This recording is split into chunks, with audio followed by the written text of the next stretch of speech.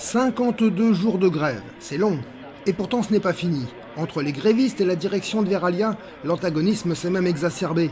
La direction expliquant qu'elle restera inflexible, mais cela n'a eu aucun effet sur la détermination des grévistes du site de Château-Bernard. La direction avance une ligne claire. Le plan de sauvegarde de l'emploi, PSE, appellation novlangue des plans de licenciement de jadis, est dicté par l'évolution conjoncturelle des marchés.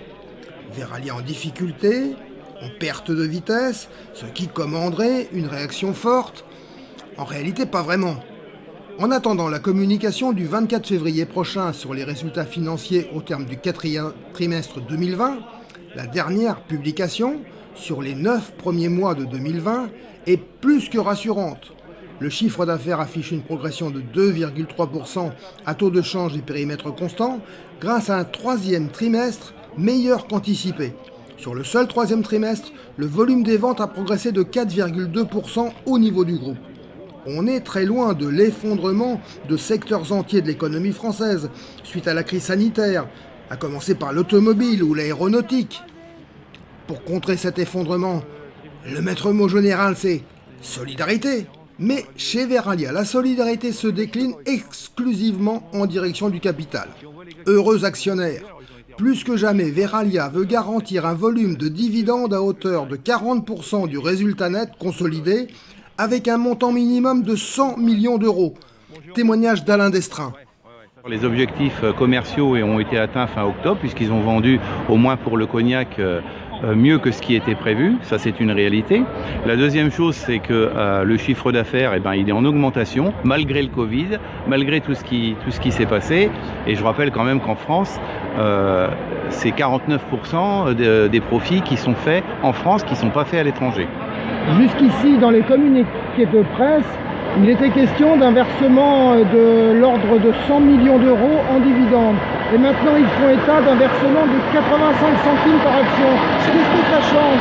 Alors, ça change rien, en fait. Ces 100 millions de dividendes, ils sont effectivement...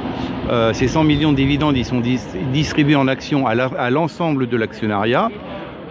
Il est vrai que sur ces 100 millions de dividendes, il y en a une grande partie qui ont été transformées en actions, mais les actions rachetées à 23 €, demain vendues à 27 €, ça veut dire qu'au travers de cette possibilité financière, les actionnaires vont engranger encore plus d'argent que s'ils avaient touché les dividendes en direct. De toute façon, quand Rousseau dit pour lutter contre les importations, il faut fermer des usines de production, comme on dit en Charente, si on disait ça à un cheval de bois, il vous donnerait un coup de pied, quoi, en clair. Hein. Parce qu'arrêter des unités de production pour faire face à des importations, ça veut dire qu'on va fabriquer moins de bouteilles, donc il y aura encore plus d'importations. C'est un faux débat et c'est surtout un faux sujet. C'est bien engagé pour l'actionnaire, pour les actionnaires, encore plus d'argent demain.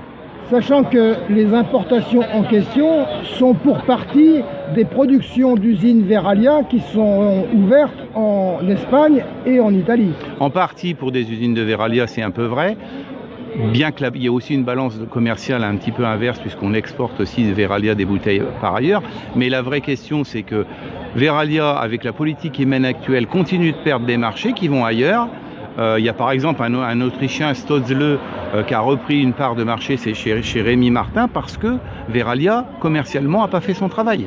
N'a pas répondu, alors qu'avant, 100% des bouteilles de Rémy Martin étaient faites sur le cognacé. Aujourd'hui, on va arriver à 25%. Donc il y a un vrai problème de management, il y a un vrai problème commercial, il y a simplement un problème de profit. Vous savez, Rousseau et Giannuzzi, comme ces grands patrons voyous, même s'ils sont tous un peu voyous quand même, hein, ces grands patrons voyous, ils sont là pour tirer du fric, un maximum en un temps donné, et puis après ils iront mener leur messe ailleurs. Ça, c'est une vraie réalité. Et c'est d'ailleurs le vrai danger, c'est pas des industriels.